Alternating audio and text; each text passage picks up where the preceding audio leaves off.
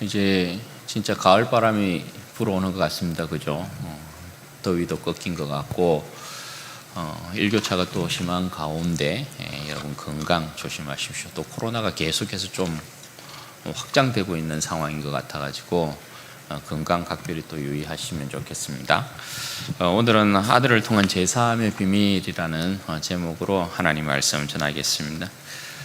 말씀드리기 전에 제가 여러분들에게 꼭 드리고 싶은 말씀이 있습니다. 사실 굉장히 많이 고민하고 또 오랫동안 고민했던 문제인데요. 막상 또 말을 하려고 하니까 좀 그렇네요. 지금은 좀 감당할 게 아닌 것 같다라는 또 생각도 들고 다음에 하겠습니다. 이렇게 하면 여러분 비밀이 생긴 겁니다. 제가 실질적으로 여러분들에게 뭔 말이 있어서 그런 게 아니고 뭐 상황을 설명하려다 보니까 이렇게 된 거예요. 이렇게 이제 말하면 저는 여러분들에 대한 이제 비밀을 가지고 있는 겁니다. 그죠? 제가 여러분들에게 말하지 않는 이상 여러분들은 도대체 뭘까? 이렇게 이제 궁금해할 수밖에 없는 거죠. 비밀이란 게 이런 겁니다. 비밀은 그 비밀을 가지고 있는 사람이 여러분 긴장하셨죠, 되게. 지금 뭔가 되게 긴장하신 것 같은데 오늘 말씀을 이제 설명하려다 보니까 이제 그런 거예요. 이 비밀이라는 건 이제 그런 겁니다. 비밀이라는 건 그 비밀을 가지고 있는 사람이 말하지 않는 이상 절대 알려질 수 없는 거예요. 그게 이제 비밀이 가지고 있는 내용이라고 할 수 있죠. 여러분, 하나님께도 비밀이 있었습니다. 오래전부터, 곧 영원전부터 감추어졌던 숨겨졌던 것이었는데 그 영원한 비밀을 하나님께서 오늘 다 드러내고 계시다라는 것이에요. 여러분, 하나님 속에 감추었던 그 비밀, 하나님의 비밀이라니까 여러분 더 궁금하지 않습니까? 더군다나 하나님 속에 감추어졌던 이 비밀이라는 건 우리의 생명과 직결되어 있는 것이거든요. 여러분, 그 비밀이 뭐냐? 그 비밀이 여러분 오늘 뭐라고 이야기합니까? 예수 그리스도를 통한 제사함, 이렇게 이야기합니다. 여러분, 이게 도대체 어떤 비밀이냐? 굉장한 비밀이거든요, 사실. 이 비밀을 한번 파헤쳐 보겠습니다. 여러분, 먼저 7절 말씀인데요. 뒤쪽에 여러분 잘 들리십니까? 먼저 7절 말씀입니다. 우리는 그리스도 안에서 그의 은혜의 풍성함을 따라 그 피로 말미암아 속량 곧 제사함을 받았느니라, 이렇게 말씀하고 있습니다. 여러분, 우리가 지난 시간에 살펴보았던 내용이 무엇이었습니까? 하나님께서 예수 그리스도 안에서 우리를 하나님의 영광스러운 자녀 삼으셨다는 것이었습니다. 그죠? 우리가 하나님의 자녀 되었으므로 하나님께서 하늘에 속한 모든 신령한 복으로 우리에게 복 주셨다, 그렇게 말씀하고 있었습니다. 여러분, 오늘 우리가 보게 되는 비밀에 대한 내용은 그에 대한 또 다른 설명이라고 할 수 있겠습니다. 하나님 아버지께서 우리를 그의 자녀 삼으심에 있어서 지난 시간에 그 자녀 삼으심에 대한 내용이 결코 간단한 내용이 아니었다, 그죠? 그 일이 창세 전에서부터 이루어진, 아들 안에서 이루어진 영광스러운 일이었다에 대한 부분을 말씀하고 있었단 말입니다. 그와 더불어 오늘 우리가 하나님의 자녀되면은 하나님께 숨겨져 있었던 또 하나의 비밀이 있었다라는 것입니다. 그것이 뭐라고요? 예수 그리스도의 피로 말미암는 속량, 곧 제사함이다, 이렇게 이야기하는 거예요. 우리가 하나님의 자녀됨에 있어서는 예수 그리스도로 말미암는, 그 피로 말미암는 속량, 곧 제사함이라는 이 요소가 또 하나님의 그 비밀 가운데 담겨져 있었던, 우리를 하나님의 자녀 삼음에 있어서 하나님께서 감추고 있었던, 말하지 않고 있었던 비밀이었다, 그렇게 말씀을 하고 있는 겁니다. 왜냐하면 우리는 죄인이잖아요, 여러분. 우리는 죄인이기 때문에 죄의 문제를 반드시 해결해야만 하는 그 숙제를 안고 있었던 그런 사람들 아니었습니까? 그 문제를 해결하기 위하여서 하나님께서 영원전부터 감추었던 하나님의 비밀을 드러내셨는데, 그게 뭐냐? 아들의 피로 말미암는 속량, 그 제사함으로 말미암아 우리를 하나님의 자녀 삼으셨다, 그렇게 말씀하고 있는 거예요. 여러분, 그런데 이 일을 수식하고 있는 표현들을 한번 보십시오.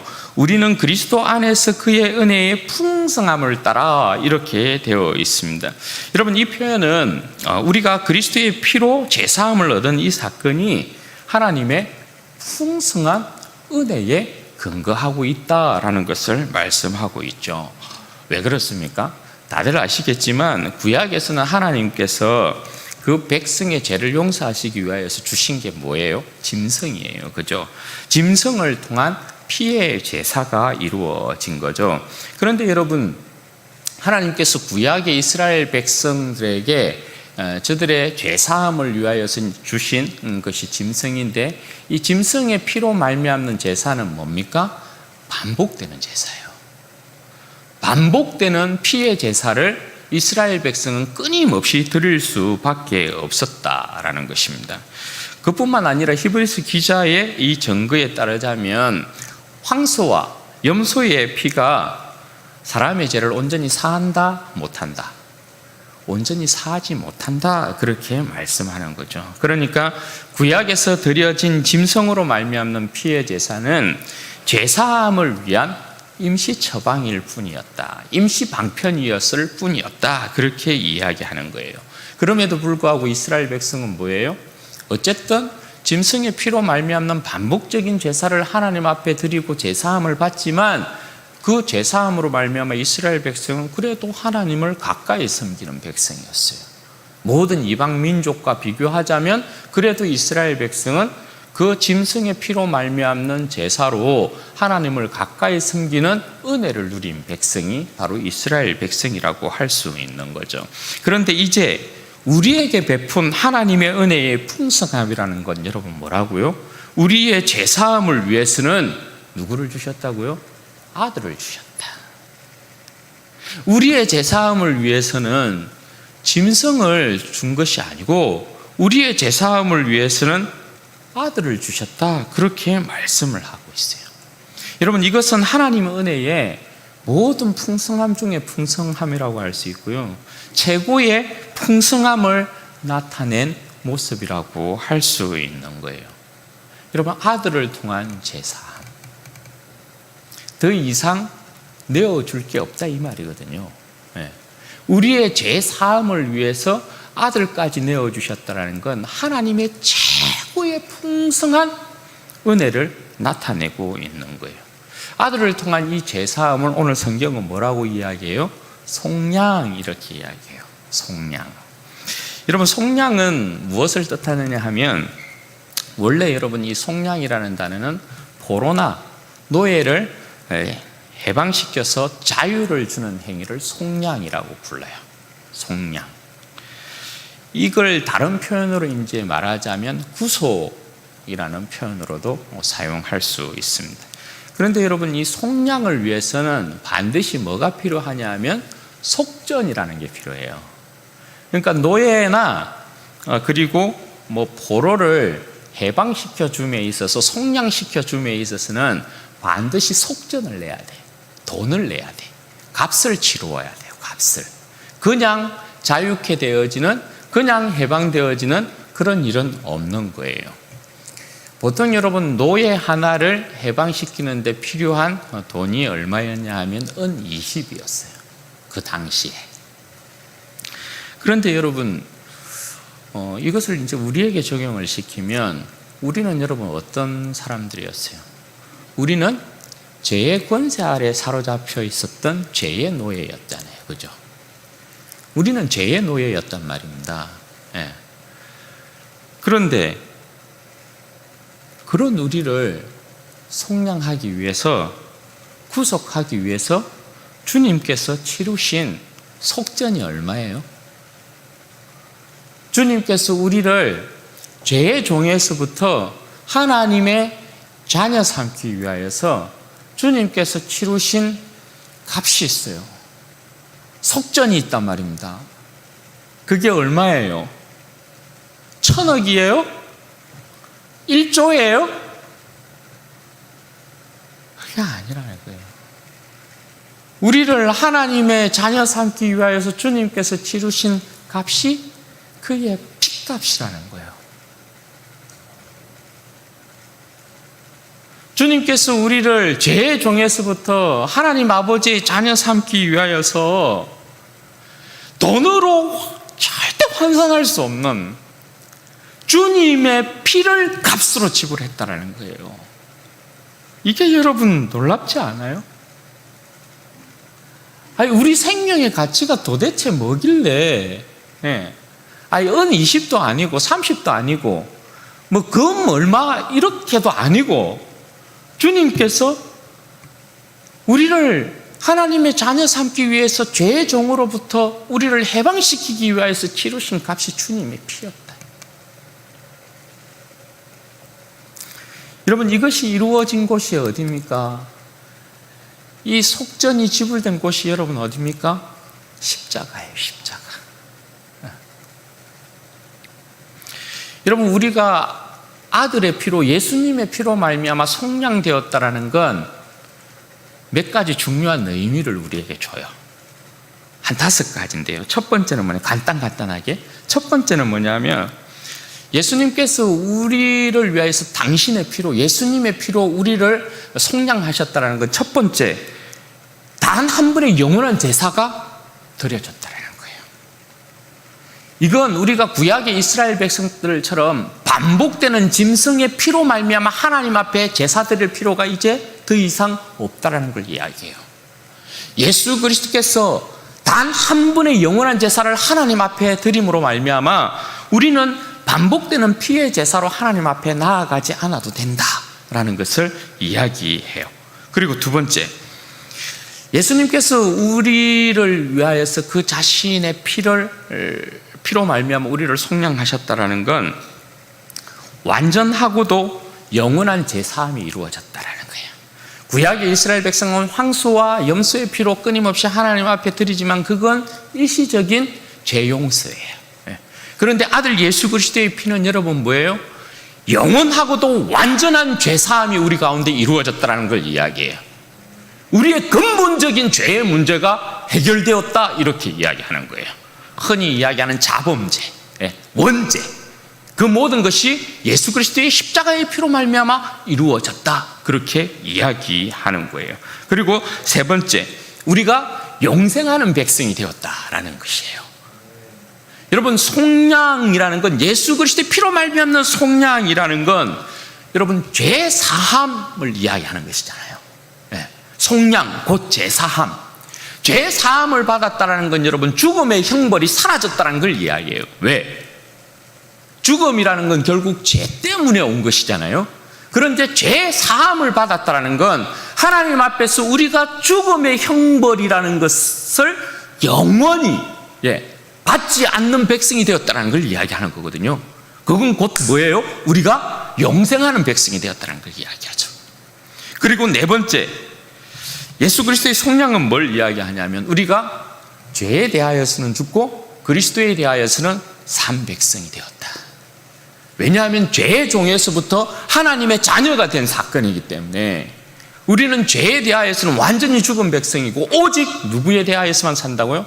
하나님에 대하여서만, 예수님에 대하여서만 산 백성이 되었다, 그렇게 이야기해요.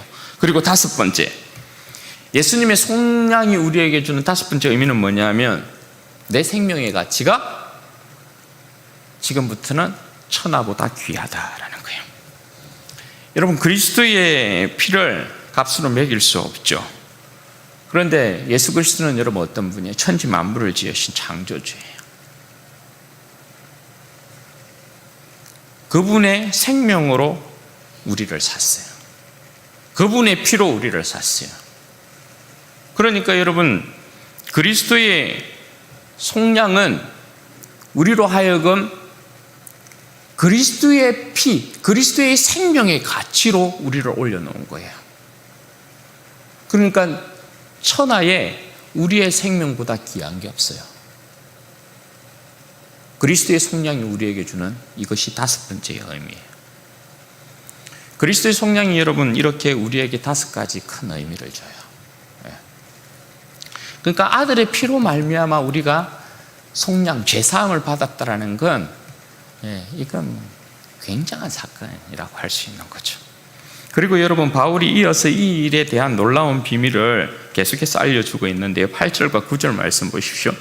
이는 그가 모든 지혜와 총명을 우리에게 넘치게 하사 그 뜻의 비밀을 우리에게 알리신 것이요 그의 기뻐하심을 따라 그리스도 안에서 때가 찬 경륜을 위하여 예정한 것이니. 여러분, 여기에 보면 그 뜻의 비밀이라는 표현이 나오고 있잖아요. 그러니까 이 표현은 하나님께서 아들의 피를 통해서 우리를 속량하는 것, 곧 제사함을 얻게 하신 것은 영원 전부터 하나님께서 감추어 놓았던 그의 영원한 비밀이었다라는 걸 이야기해요. 그래서 9절 말씀에 보면 그의 기뻐하심을 따라 그리스도 안에서 때가 찬 경륜을 위하여 예정한 거다, 그렇게 이야기해요. 때가 찬 경륜을 위하여 예정한 것이라는 것은 예수 그리스도의 피로 말미암는 죄사함의 이 역사가 하나님의 때가 되지 않으면 절대 밝혀지지 않는 비밀로 남겨놓았다는 걸 이야기해요. 그런데 그 때가 뭐라는 거예요? 왔다라는 거예요. 그 비밀을 알릴 때가 왔다라는 거예요. 그래서 갈라디아서에서 보면 예수 그리스도께서 이 땅 가운데 오신 사건에 대한 부분을 이야기할 때 여러분 어떻게 표현합니까? 때가 차매라는 표현을 해요. 하나님의 때가 찼기 때문에 아들 예수 그리스도를 이 땅 가운데 보내셨다, 이렇게 이야기해요. 그 이전에는 아무리 인간들이 자기의 어떤 죄의 문제를 해결하기 위해서 이렇게 저렇게 발부등을 쳐도 하나님께서 이 절대적인 아들 예수 그리스도 안에서 이루어지는 죄사함의 이 비밀을 절대 알려주지 않았다는 거예요. 알릴 수도 없었다는 거예요. 알려주지도 않았다는 걸 이야기하는 거예요. 그런데 하나님께서 때가 참에, 때가 되매 아들을 이 땅 가운데 보내시고 아들을 통한 죄사함의 비밀을 알리신 것입니다. 그런데 여러분, 여기에 놀라운 사실이 하나 더 있죠. 그게 뭐냐면 이 일을 여러분 어떻게 이야기하냐면 하나님의 모든 지혜와 총명이라고 표현한다는 것입니다. 여러분, 우리의 구원을 위한 예수 그리스도의 피, 그로 말미암는 죄사함의 은총이라는 것이 모든 하나님의 지혜와 총명의 총체이다, 이렇게 이야기해요.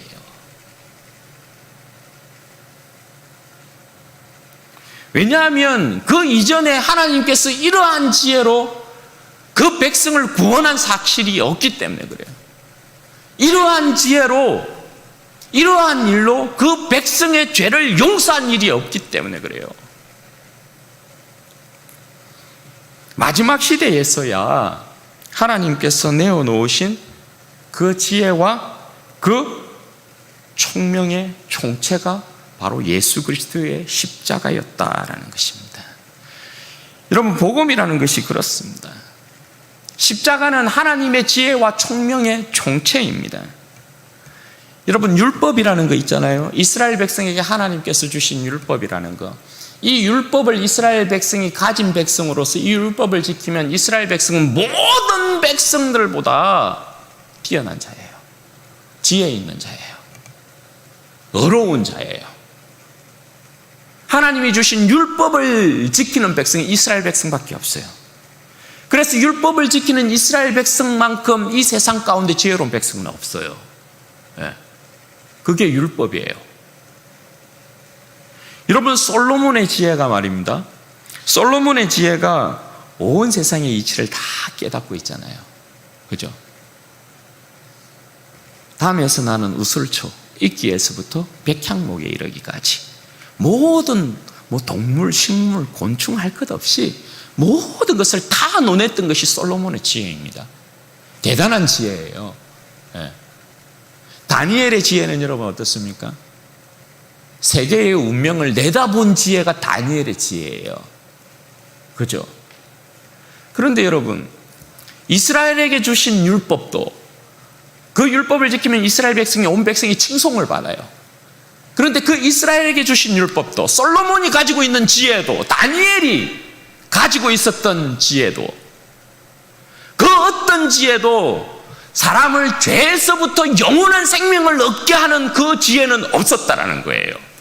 오직 하나님께서 꽁꽁 감추어 놓았던 십자가의 이 지혜만이 죽을 죄인들을 그 죄에서 용서함을 받게 하고 영원한 생명으로 이르게 하는 지혜라는 거예요. 그 지혜가 하나님께서 우리에게 허락하셨다, 그렇게 말씀해요. 그러니까 여러분, 이건 달리 말하면 뭔 이야기가 돼요? 십자가의 지혜를 가지고 있는 백성만큼 지혜로운 백성은 없다. 하나님의 지혜와 총명의 총체인 예수 그리스도의 십자가를 아는 백성만큼 영광스러운 백성은 없다. 율법도 따라오지 못하고 솔로몬의 지혜도 따라오지 못하고 세계를 내다본, 세계의 운명을 내다본 다니엘의 지혜도 따라오지 못해요. 그러니까 그에 비하면 우리가 가지고 있는 지혜는 지혜 중의 지혜인 거죠.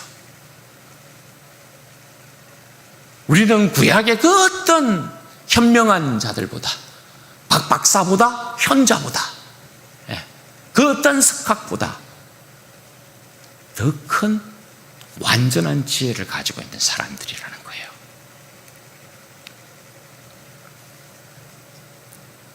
이게 여러분 결단코 예산 일이 아니라는 거죠. 누가 이 지혜의 비밀을 깨닫고 있습니까? 하나님의 모든 지혜와 총명의 총체인 예수 그리스도의 십자가.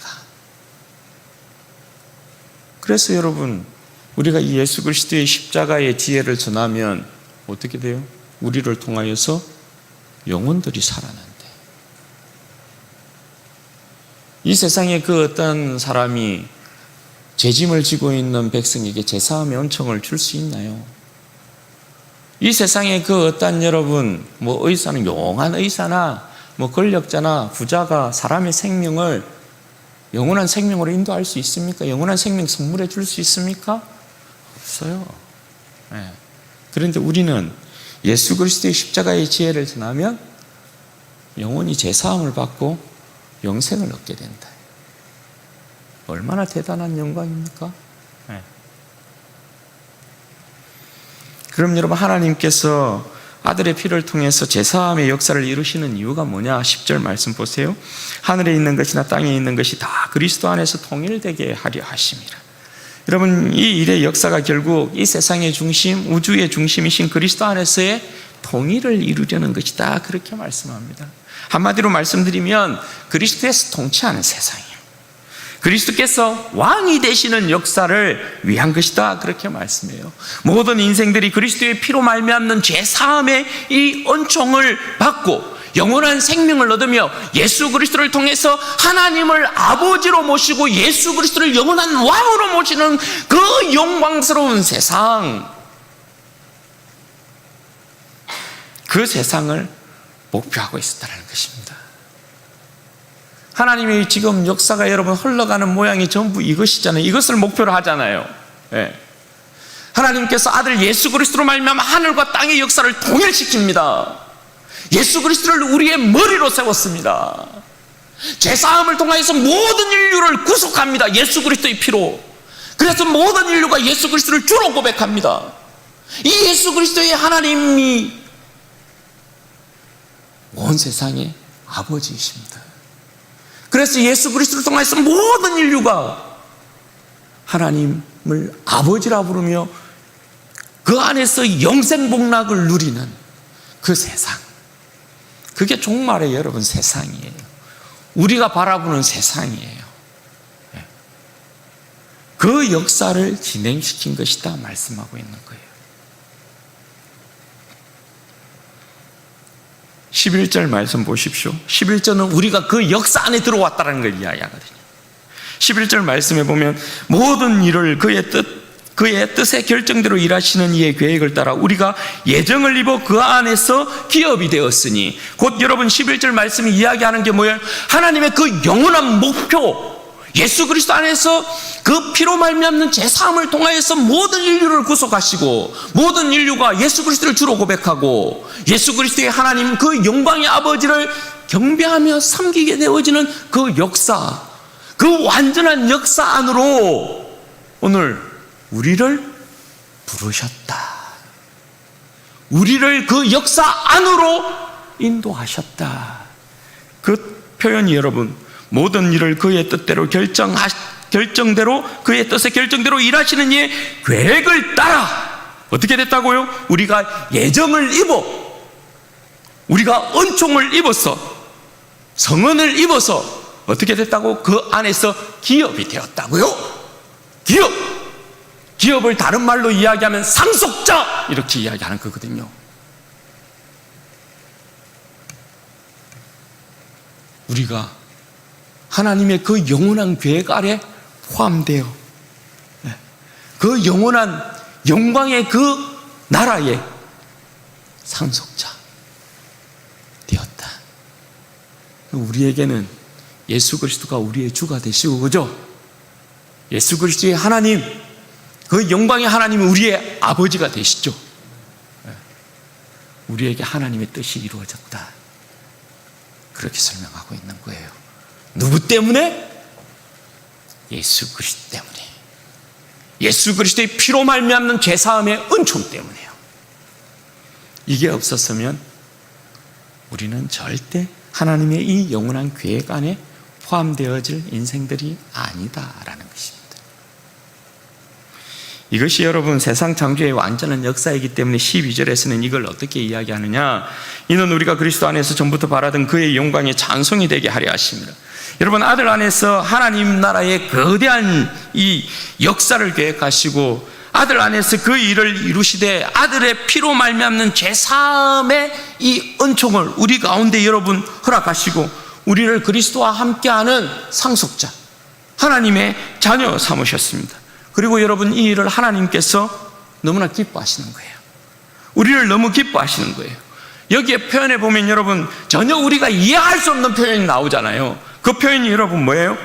이는 우리가 어떻게 해요? 그리스도 안에서 전부터 바라던 그 영광의 찬송이 되게 하려 하십니다.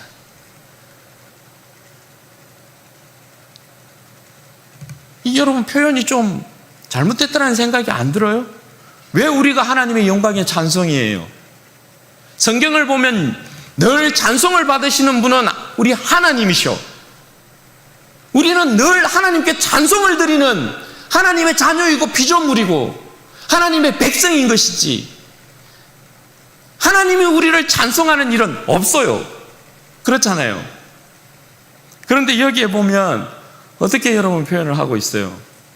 하나님이 여러분 찬송하는 대상이 있어요? 하나님이 찬송하는 대상은 없어요. 하나님은 늘 찬양을 받으시는 분이시지, 하나님이 찬송하는 대상은 없단 말입니다.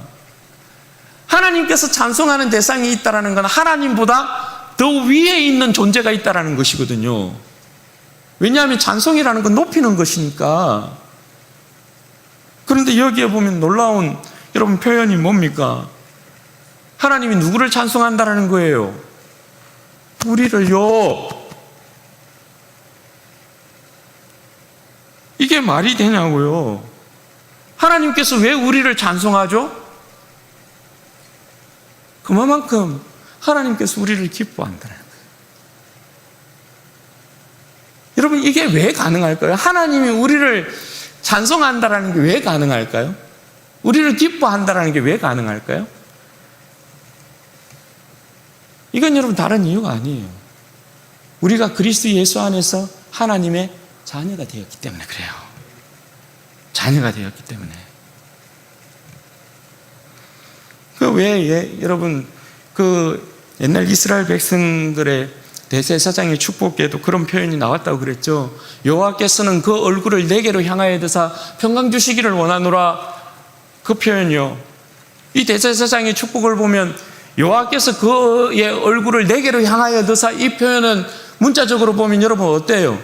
하나님께서 얼굴을 내게로 향하여 드시면 우리는 어떻게 돼요? 이스라엘 백성은 어떤 자세로 있어야 된다고요? 하나님보다 더 높이 있어야 된다고요. 그죠? 하나님이 얼굴을 드사, 하나님께서 그의 얼굴을 드사 너에게 평강 주시기를 원하노라, 이렇게 이야기를 하는 거니까 하나님보다 더 높이 있어야 된다고요. 그러면 이 표현이라는 건 여러분 어떤 표현이라고 말씀드렸어요?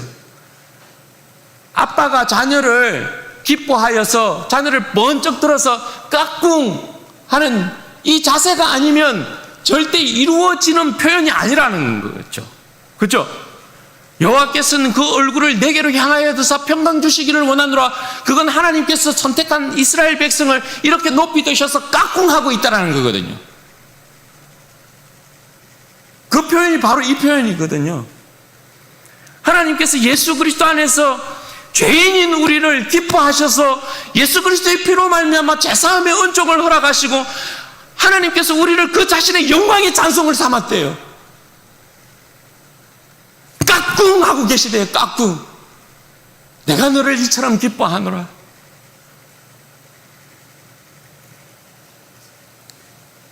그게 여러분 이 표현이에요. 그러니까 하나님께서 예수 그리스도 안에서 만물을 통일시키는 이 역사 가운데 예수 그리스도를 중심에 두고 우리를 그 짝으로 딱 묶어서 하나님 아버지께서 우리를 얼마나 기뻐하고 즐거워하고 계시나? 그거 말씀하고 계시는 거예요. 참 아쉬운 건 우리가 이처럼 하나님께서 우리를 가슴 저리게 사랑하는 이 사랑을 우리의 가슴으로 받아들이지 못하고 있다는 게 너무 안타까운 것이지만 성경의 표현은 우리가 참 감당하기 힘든 표현들을 계속해서 하고 있는 거예요. 왜냐하면 그리스도의 영광이 그만큼 크기 때문에 아버지가 그렇게 영광스러운 존재이고 그리스도라는 존재가 그렇게 영광스럽고 크신 존재이기 때문에 이렇게 표현할 수밖에 없는 거예요. 그런데 미천한 우리가, 죄 많은 우리가 이 세상 가운데 그냥 아무것도 아닌 것처럼 살아가고 있는 우리가 이 아버지의 사랑을 받아들이기에 너무 벅찬 거예요. 그게 좀 아쉽죠. 여러분 오늘 말씀을 통해 우리는 세 가지를 좀 기억해야 될 필요가 있을 것 같아요. 첫 번째, 하나님의 은혜의 풍성함인 죄사함의 은총을 기억하자라는 거예요. 여러분 하나님께서 나를 그의 자녀 삼기 위하여서 마련한 것이요 황소나 염소가 아니라는 사실, 하나님께서 내 죄사함을 위하여서 마련한 제물이 아들 예수 그리스도였다라는 거 여러분 기억해야 합니다. 왜 우리를 위하여서 아들 예수 그리스도가 필요했느냐? 왜 그래요? 우리를 너무나 사랑하시는 하나님께서 우리 죄, 정말 하나님이 징글징글하게 여기시는 그 우리의 죄를 완전하고도 완벽하게 사하시기 위하여서는 아들 예수 그리스도의 피가 필요했다라는 거예요. 단 한 분의 영원한 제사를 통하여서 나는 너의 죄를 꼴도 보기도 싫다. 너의 죄를 완전히 사하노라, 용서하노라. 그것이거든요. 그 죄의 문제를 완전히 해결하고 나를 완전히 그리스도와 함께한 상속자 삼기 위하여서 하나님께서 그 완전한 제물로 아들 예수 그리스도를 준비하셨다는 거예요. 그리고 여러분 우리의 가치를 그리스도의 피값으로 매기셨다는 사실, 이건 여러분 두 가지 의미를 우리에게 줘요. 첫 번째, 우리는 앞서 말씀드린 대로 천하보다 귀하다. 왜? 그리스도의 피값을 여러분 천하의 그 어떠한 것으로 여러분 매길 수 없기 때문에 그래요.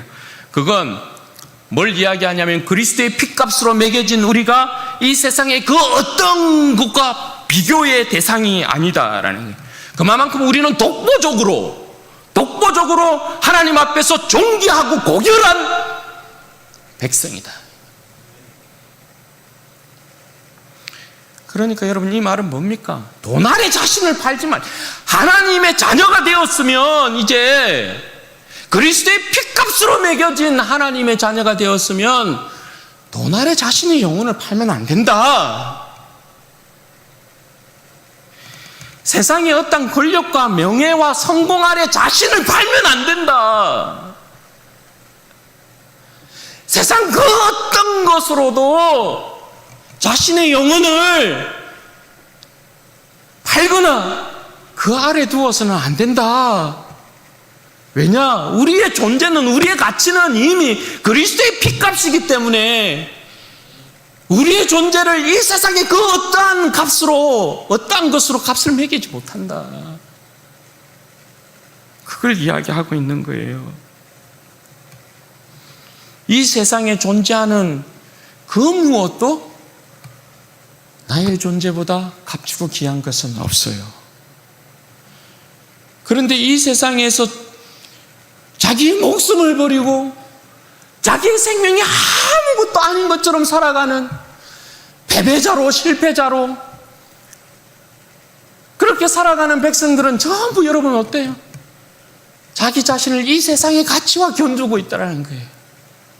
도대체 성공이 뭐길래, 도대체 돈이 뭐길래, 아니 도대체 명예가 뭐길래 자기 자신을 전부 거기에다가 값을 매기고 있는 거예요.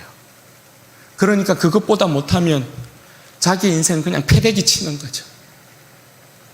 그런데 하나님은 우리를 그런 것으로 감매기지 않는다는 거예요. 그리고 또 하나는요,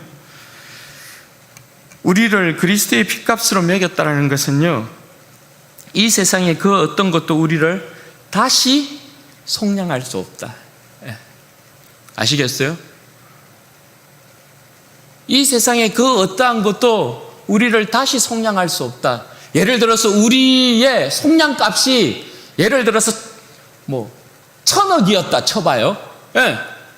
그러면 내가 저 사람을 내 것으로 다시 삼고 싶어요. 그래서 많은 재산을 가지고 있는 만수르에게는 여러분 아랍의 만수르는 1,000억이 돈도 아니잖아요. 내가 예를 들어서 정민호 집사를 1,000억으로 하나님께서 이렇게 값을 매겨서 샀어요. 만수르가 나 1조 줄게. 내가 이 사람을 속량하는데, 다시 속량하는데, 내 것으로 만드는데 내 1조 줄게. 이러면 뭐예요? 그 만수르에게 다시금 속량이 되는 거예요. 그런데 그리스도의 피값으로 우리를 속량했다는 건 뭘 이야기하냐면, 그리스도의 피보다 이 세상에 가치 있는 것은 없기 때문에 우리를 다시금 속량할 이 세상에 그 어떤 권세가 없다라는 거예요. 그건 우리가 영원히 예수 그리스도의 것이라는 것이에요. 네. 영원히 예수 그리스도의 것. 죄와 사망의 권세가 다시금 나를 속량할 수 없어. 죄와 사망의 권세도 그리스도의 피값을 지불하지 못해요. 네. 얼마나 여러분 이 일이 영광스러운 일이에요. 그러니 여러분, 하나님의 그 은혜의 풍성함인 제사함의 원조, 예수 그리스도의 피로 말미암는 이 속량, 이것을 우리는 기억해야 해요. 그리고 두 번째, 하나님의 지혜와 총명의 총재이신 예수 그리스도의 십자가를 전하는 자가 되자라는 것입니다. 여러분, 우리가 하나님의 모든 지혜와 총명의 총재인 예수 그리스도의 십자가의 이 비밀을 깨닫고 있는 자입니다. 말씀드렸다시피 이것은 감히 솔로몬도 다니엘도 가지지 못했던 지혜. 그런데 이 비밀을 하나님께서 우리에게 주셨어요.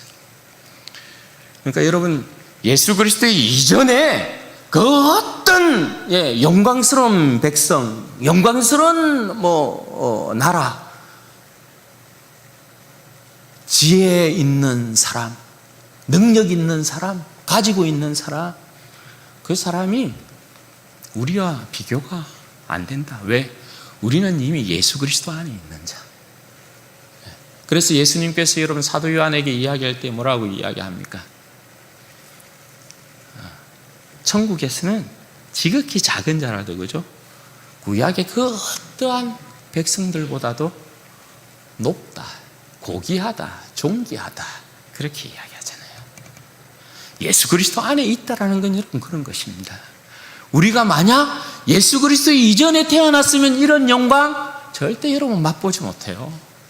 이런 존귀와 영광 절대 얻지 못합니다. 우리가 여러분 예수 그리스도의 십자가의 지혜를 가졌습니다. 네? 예수 그리스도의 이 십자가의 지혜, 하나님의 지혜와 총명의 이 총체이신 그리스도의 십자가, 이걸 이 하나님의 비밀인 이 예수 그리스도의 십자가를 증거하는 자가 되었다는 거예요. 예. 왜?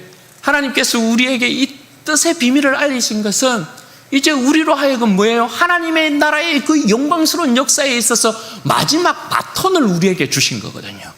그래서 여러분 이 일을 이야기할 때 천사도 흠모하는 일이라 하지 않습니까? 천사는 이 계시의 비밀을 전하지 못합니다.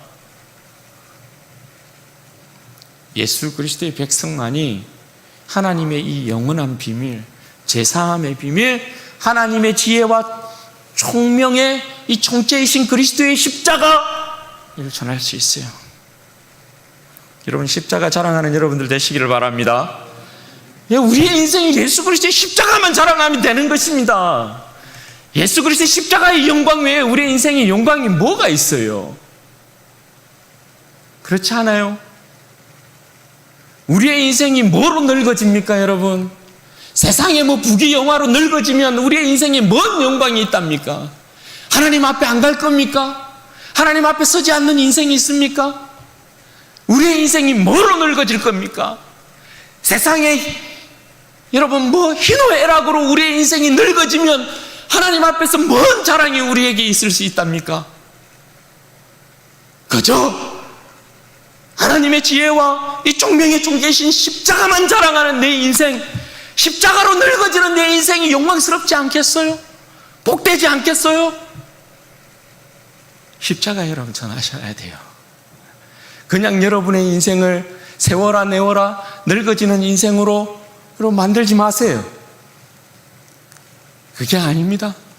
우리의 인생 가운데 주어진 최고의 영광은 그리스도의 십자가. 이 십자가의 영광은 아무나 전한 것이 아닙니다. 오직 그리스도의 영광의 이 비밀을 아는 자들만이 증거할 수 있는 거예요. 우리가 그 영광의 비밀을 이어받은 하나님의 자녀가 되어 있다는 사실을 여러분 아셔야 해요. 내가 너에게, 그러니까 하나님께서 내가 너에게 이 영광의 비밀을 맡기는 것을 내가 기뻐하노라 이거 아니에요. 내가 뭔데? 내가 무엇인데? 그런데 하나님 나를 그렇게 생각하셨다는 거죠. 그리고 세 번째, 우리는 하나님의 영광의 찬송이라는 것을 기억하자라는 거예요. 엄마 아빠의 자랑은 자식이에요. 하나님 아버지의 자랑은 그의 백성들, 우리라는 거예요. 이 말은 여러분, 우리가 뭐 하나님의 영광을 위해서 없는 실력, 없는 능력 발휘하자 이게 아니에요. 그냥 하나님께서 있는 모습 그대로 우리를 부르셨잖아요. 우리가 죄인이었을 때 하나님께서 우리를 부르신 거니까 이래저래 보면 다 부족하고 모자라고 볼품없는 우리의 모습들, 그죠? 그 있는 모습 그대로를 불렀어요, 하나님이. 우리가 뭐 완벽한 인격을 갖추고 완벽한 실력을 갖추고 완벽한 어떤 재능을 갖추고 능력을 갖추어서 하나님 우리를 부르신 거 아니에요. 그냥 죄인된 모습, 이래저래 모나고 더럽고 추하고, 그런데 그 모습 그대로 우리를 불렀어요. 그리고 단지 하나님 원하는 게 뭐예요? 이제 네가 나의 자녀 되었으니까 그냥 나의 자녀로만 살아다오 이거예요. 나의 자녀로만 살아다오. 예수 그리스도의 제사함의 은총을 받은 자로서 죄를 멀리하고 하나님만을 사랑하는 내 자녀가 되어다오. 요거예요. 우리가 뭐 자식 새끼들이 뭐 세상에서 잘 되면 좋겠지만, 그죠? 그것도 뭐 잘 되면 더 큰 영광이겠지만, 그래도 우리 자녀들이 그냥 무탈하게 한 세상 살아내는 그 모습 보면 부모님의 마음이 그저 여러분 어때요? 그저 그냥 좋고 내 자녀가 옆에 있는 것만으로도, 세상이 내 자녀를 빼앗지 않는 것만으로도 기쁘고 좋잖아요. 추석 명절 이렇게 올 건데 뭐 우리 자녀가 뭐 세상 가운데 이렇게 저렇게 성공해서 그냥 기쁜 게 아니고 부모 아래서 한 자녀가, 한 가족이 이렇게 모이면 그 오손도손한 모습이 좋은 거잖아요. 기쁜 거잖아요, 그게. 우리가 세상 가운데서 막 크게 여러분 하나님의 영광 나타낸다고 세상에서의 자리 차지하고 욕심 부리고, 그게 하나님이 기쁜 게 아니고요. 하나님의 자녀로 그냥 주어진 일에 있어서 내가 하나님 앞에서 하루하루를 하나님의 자녀로서 살아내고, 하나님이 주신 삶에 있어서 내가 하나님 사랑하고 죄를 멀리하고 하나님 사랑하고 하루를 하나님 앞에 하나님과 동행하며 올려드리면, 그리고 이 주일날 백성들이 한자리에 모여서 하나님을 기뻐하고 즐거워하면 그것 자체가 하나님께 영광이고 하나님의 기쁨이고 그런 거예요. 하나님께는 없는 게 없잖아요. 내가 뭐 세상에서 성공해서 하나님께 이렇게 올려드리면 뭐 하나님이 그걸 기뻐하겠어요. 하나님은 없는 게 없으신 분인데, 그런데 우리는 꼭 그런 욕심을 내서 하나님 앞에 더 영광 돌리면 좋을 거라 생각한다고요. 아니에요. 그냥 우리가 예수 그리스도의 피로 말미암아 하나님 앞에 하나님의 자녀로, 영광스러운 자녀로 부름받고 있다는 사실, 그냥 있는 모습 그대로 하나님께서 나를 이렇게 들고 까꿍 하고 계시다라는 사실, 그거 여러분 잊지 마십시오. 그렇게 해서 우리 사랑하는 성도들이 말하기는 아들을 통한 이 제사함의 비밀이 얼마나 크고 영광스러운 사실이라는 거 여러분 아시고, 하나님의 그 영광의 풍성함, 은혜의 그 풍성함에 항상 감사하시고, 하나님의 비밀인 이 예수 그리스도의 십자가의 복음을 여러분 전거하는 영광스러운 백성으로 살아가시고, 또 하나님의 영광된 자녀로서 복되게 여러분 하루하루를 살아가시고 이 세상을 이기시기를 주님의 이름으로 축원드립니다. 같이 한번 기도하겠습니다. 여러분 이 시간에 기도할 때 그렇게 기도하십시다. 정말 여러분 에베소서는 교회론을 이야기하고 있는 우리를 향한 하나님의 그 놀라운 비밀과 계획들을 다 알려주고 있는 내용인데, 참 묵상하면 묵상할수록 우리가 감당할 수 있는 그러한 내용은 아닌 것 같아요. 하나님 자체가 영광스러우시고 우리를 구속하신 예수 그리스도가 너무나 영광스러운 분이어서 그렇습니다. 아들의 피로 말미암는 완전한 제사함, 완벽한 제사함으로 우리를 하나님의 자녀로 부르셨어요.